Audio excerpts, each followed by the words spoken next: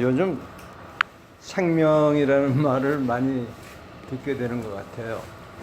그리고 생명농업 하면 너무 익숙한 것 같기도 하고, 그래서 어제 우리가 그 대전에 견학을 갔다 올 때 거기 가면서 생명농업이라는 말을 우리가 많이 이렇게 하게 됐는데, 또 한편 생각해 보면 좀 이상한 거예요. 생명농업 당연한 건데, 그렇죠? 농업하면 우리 생명 있는 것들을 그래서 당연하기도 하고 이상하기도 하고. 네. 근데 오늘 그 우리 장요셉이라고 그러는데, 네. 그 처음 뵀는데 미안한 거는 우리가 연해주 선교를 한다고 그러면서 러시아 말을 못해요. 네. 더군다나 러시아 자매님이 왔는데 혼자 이게 뭔 말인가 하는. 네. 네. 그 우리가 익스큐즈를 좀 해야 될 것 같아요. 네. 그 생명이라는 말을 제가 오면서도 묵상을 하면서 왔는데, 그 생명이 과연 뭘까? 그 쉽게 얘기하면 제가 요즘 생명이 있는 건가? 내 생명은 얼마만큼 연장이 될 수 있는 건가? 네. 뭐 이런 심각한 생각까지도 해보면서 그런데 여러분, 생명하면 얼른 생각나는 게 있잖아요. 성경에서. 없어요? 이게 좀 설교 좀 해야 되겠는데. 네. 생명하면 첫째, 농업보다는 생명나무가 생각나죠. 생명나무. 그 하와가 그 탐했던 그 선악과 다음 차례가 이제 생명나무인데, 선악과를 먹은 거는 하나님 말씀을 어겼기 때문에 이제 죄성이 들어오는 건데, 근데 그 사람이 영원히 살면 어떻게 하게 되겠어요, 그렇죠? 그래서 이제 하나님의 그걸 못 먹게 막으셨다는 스토리가 기록되어 있습니다. 생명나무, 그 열매를 먹으면 영생을 한다, 이 말씀 아니에요, 그렇죠? 그런데 이 생명나무의 열매를 못 먹게 했어요. 그런데 오늘 말씀의 계시록 9장 4절 여러분 함께 읽었듯이 여기에 그 생명을 주는 그런 그 먹거리들을 다행히도 그건 해하지 말아라, 이렇게 기록이 되어 있습니다. 저는 이게 얼마나 감사한 말씀인지 몰라요. 그리고 이제 계시록 2장 7절에 보면 또 이 생명나무의 열매를 주어서 먹게 하십니다. 찾아보세요. 계시록 2장 7절. 네.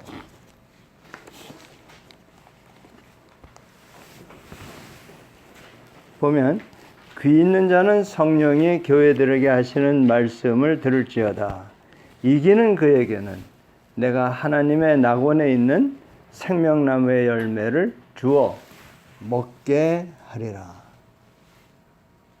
아멘들 안 하시네. 몇 장 7절이에요? 2장 7절. 그러니까 그 생명나무의 열매를 창세기에서는 못 먹게 했어요. 그런데 이 계시록에 오니까 그걸 먹게 하는 사람들이 있는 거예요. 먹을 사람들이 있는 거예요. 그래서 이 생명은 뭘로 표현이 되는가 살펴봤더니 피는 곧 생명 이퀄이에요. 레위기 17장 14절에 그 말씀이 나오죠. 그리고 이제 이 땅에서의 생명도 생명이지만 이제 성경에서 얘기하는 생명은 두 가지예요. 이 땅에서의 생명과 영원한 생명. 이 두 가지를 얘기하기 때문에 우리가 생명을 좀 그 분리해서 생각할 필요가 있겠어요. 그래서 그 이 땅에서의 생명을 연장받고 싶으세요? 오래 살고 싶으시냐고요? 원어문 선교사님. 네. 아멘. 오래 살면 좋죠. 저는 요즘 그렇지가 않더라고요. 네. 저는 요즘 이 시대를 감당하기 힘들어서 예수님이 오시는 게 너무 더딘 것 같아서 내가 빨리 가서 만나는 게 좋겠다. 그런데 이 땅에서 이제 그 생명을 연장하는 방법이 하나 있죠. 부모를 공경하면 생명을 연장하리라 이렇게 약속하셨어요. 부모님 살아 계십니까? 네. 오기문 목사. 오기문. 네. 네. 지금 가셨어요. 그러면 소용이 없네. 네. 살아 계실 때 잘 모시려고 노력은 했는데 네. 목사라는 핑계로 제대로 효도를 못해서. 그럼 뭐 목사 아니란 모든 사람이 다 그렇게들 후회를 하죠. 네. 아무튼 그러면서 이제 또 예수님이 생명의 떡이다. 내 몸이 생명의 떡이다. 우리 성찬식 할 때 늘 그 생명의 떡이 뭐냐? 그 요한복음 6장 55절에 보니까 예수를 믿는 것이 곧 생명의 떡이다. 그리고 조금 더 나가면 예수님 이퀄 생명이다. 아멘. 아멘. 우리 뭐 다 아는 말씀인데 제가 한번 이렇게 리뷰하시라고. 그래서 예수님의 그 말씀이 곧 영이요 생명이다. 또 이렇게도 말씀하셔요. 그런데 이 생명이 있다 하면은 결론이 있어야 되는 것 같더라고요. 그러니까 열매를 맺어야 돼. 열매를. 그 열매 맺지 않고 있는 무화과 나무를 샘플로 예수님이 저주를 해버리시잖아요.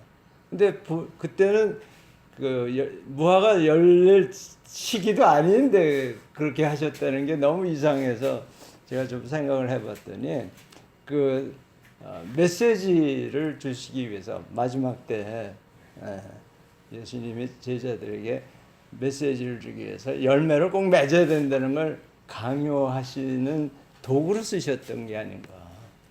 무화과 나무는 애꿎게 무화과 나무는 시절도 아닌데 책망을 받은 셈이죠.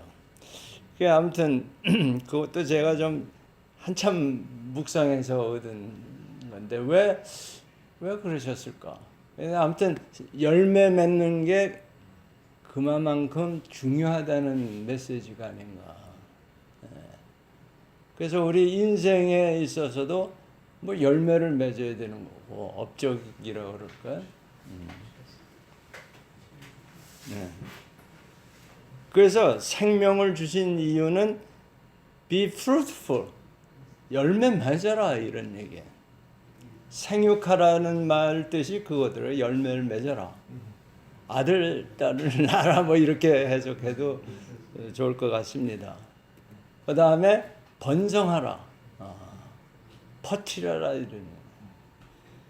제가 이제 그 양계를 요즘 배우고 있는데 하루 주일날을 이제 그 사료를 안 주는 이유가 위기 의식을 느낀대요, 닭들이. 그래서 알을 더 많이 낳는답니다. 잘 모르겠지만 네. 그 종족 번식에 대한 우리 그 DNA가 있는 것 같습니다.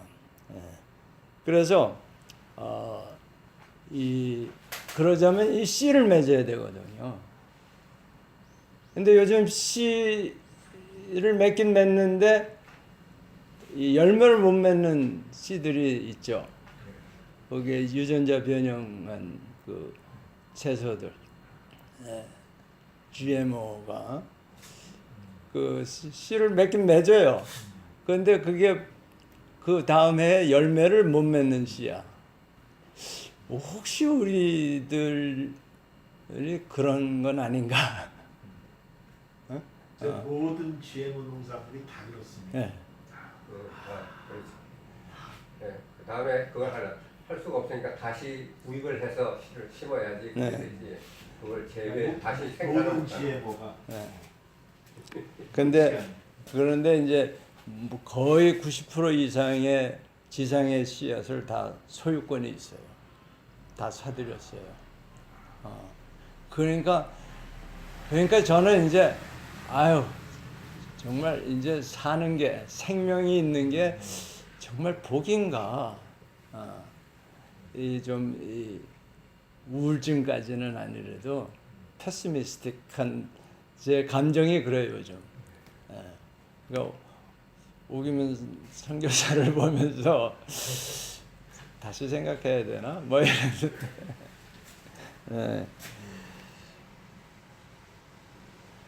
그래서 이 씨를 보면 영적인 씨는 결국 하나님 말씀을 씨라고 하죠. 누가복음 8장에 찾아보니까.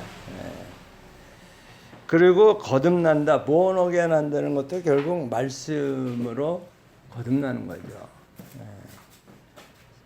여러분 다 아시는 말씀드리고 내용인데 제가 이제 같이 함께 리마인드를 한번 해보자. 복습하는 의미에서 제가 좀 찾아봤습니다.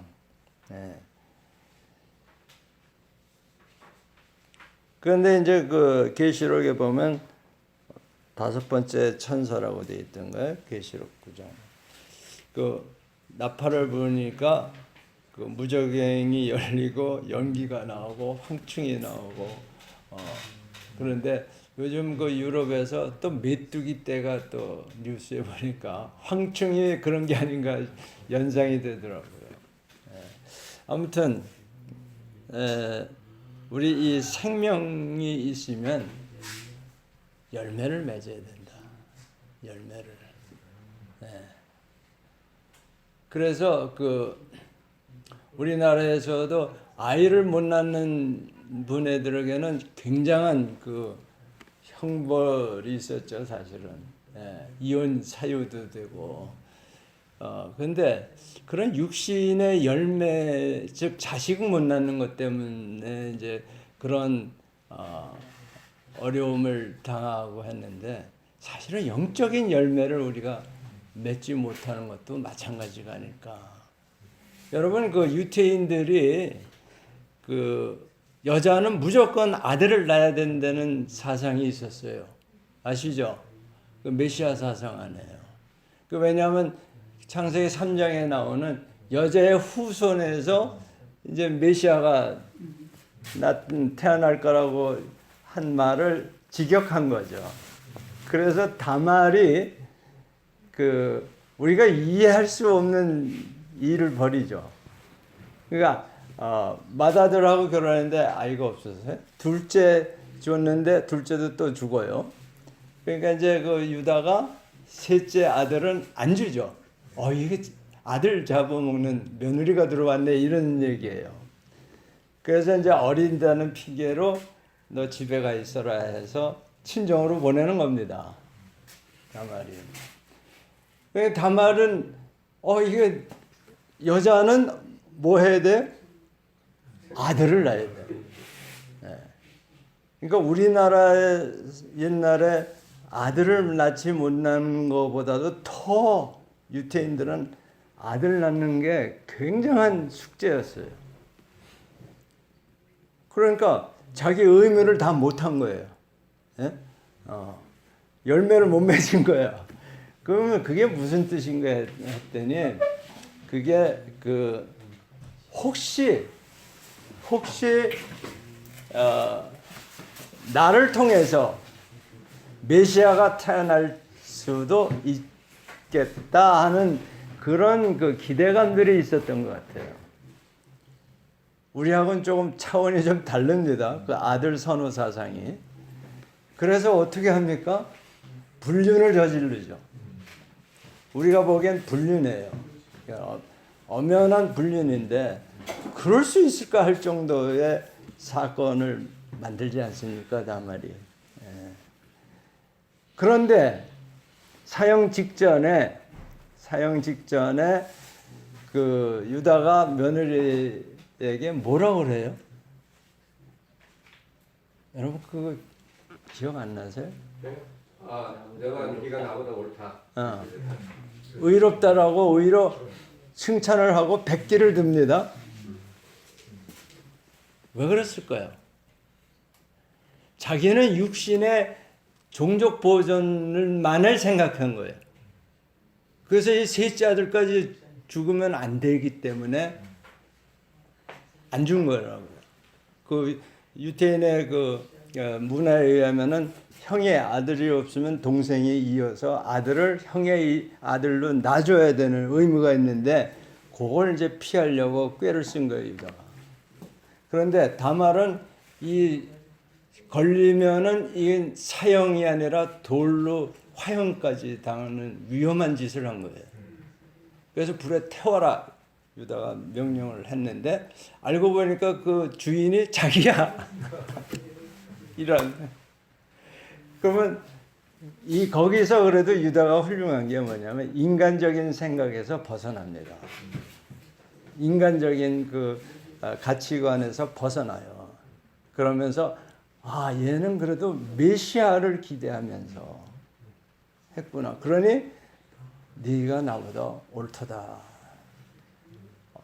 유다의 그 위대함이 거기 나오더라고요. 그러니까 선입관과 고정관념을 거기서 깨버리고 영적인 사람이 되더라고요. 그러니까 결국 그 유다를 통해서 예수가 탄생하는 거죠. 그 깨달음이 없었다면 아마 얘 말고 딴 데 이렇게 바꾸셔야 했을지도 몰라요. 그래서 이 씨를 가지고 있으면 열매를 맺어야 된다. 자, 그러면 제가 이제 결론적으로 우리 무슨 씨를 맺어야 돼? 우리 김희진 장로하고 오전에도 또 만났는데 보고 싶어서 만난 게 아니라 내 핸드폰을 거기 빠뜨리고 왔기 때문에 어쩔 수 없이 또 만났는데 만나서 이제 얘기하다 보니까 피스랜드 열매가 뭐냐? 저는 이 단도직입적으로 그런 걸 더 잘해요. 설교보다도.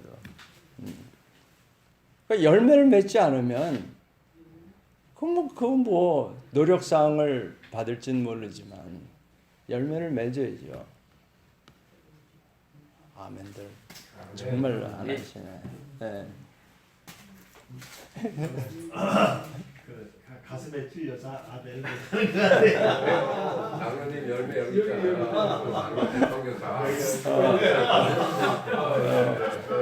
그럼요. 하나의 열매 제품이 여기 데려왔잖아요. 목사님. 완전히 큰 열매지. 두고 봐야 돼. 그거 뭐 사람을 우리가 믿을 수는 없고. 근데 그 우리가 연해주를 얘기하는 거 아니에요. 연해주의 평화의 땅을 만든다는 건데 그 열매를 얘기하는 거죠. 우리 다 나름대로 다 열매 있죠. 아들도 많이 낳고 그런 거 말고 우리가 이 연해주의 그 농업을 통해서 통일을 준비한다고 했다면 그 열매를 얘기하는 거죠. 우리가 왜 모였어요 여기? 그거 안에 뭐 오기문 목사님은 뭐 또 청년들 사역을 뭐 열심히 하시고 오셨는데 딴 데 가서 하신 것 같아. 이거 중국에서 많이 아니 연해주예요. 연해주 우리나라는. 못 알아들으셨네. 우리 다 열매 맺어요. 근데 이제 우리 모인 피스랜드의 열매는 뭐냐? 이제 그 얘기를 나눈 거죠. 예. 이게 다 그 핸드폰 잃어버리는 덕택에 이런 얘기를 나눴습니다. 예. 그래서 그 열매를 우리가 맺기 위해서 했는데 그러자면 뭘 해야 되느냐? 사실은요. 우리가 성령의 열매를 맺어야 됩니다. 사랑과 희락과 또 화평과 여기에 가서 이제 피스가 나오는 거예요. 사랑과 조이와 그 다음에 이제 평화를 이룬 다음에 그 다음에 뭐요? 그것 때문에 오래 참을 수 있는 거죠. 예. 자비를 베풀 수도 있는 거고. 왜? 이긴 자니까. 제가 요즘 평화 메시지를 계속 보내는데 이긴 자가 평화를 말할 수 있는 겁니다. 진 자는 유구무원해요. 말할 권리가 없어요. 예수님이 이 세상을 이겼기 때문에 내가 너에게 평화를 주노라 하시는 거예요. 주실 수가 있는 거예요. 네. 그러니까 우리도 이겨야 되는 거예요. 이 세상의 그 모든 욕망을 이겨야 그 다음에 열매를 맺죠. 그래서 이긴 자는 선심을 베푸는다고 봐도 좋죠. 자비를 베풀 수가 있는 거예요. 용서할 수 있고 관용할 수 있고, 예. 그렇죠? 예. 그 다음에 양선, 선물들. 어제 우리 저 선물 그거 다 나눠줬어요. 예. 여기 겨우 하나 산. 저도 여기 오늘 선물 나눴어요. 그래. 예. 그래서 그 양선이 딴 거 아니에요. 남 주는 겁니다. 예. 그 다음에 또 뭐예요? 충성해야죠. 충성. 충성과 절제와 온유죠. 절제고. 이거를 우리가 사실은 하면서 연해주의 물적인 열매를 맺을 수 있지 않을까. 아멘. 이 말씀을 전하면서 저는 뜨끔뜨끔합니다.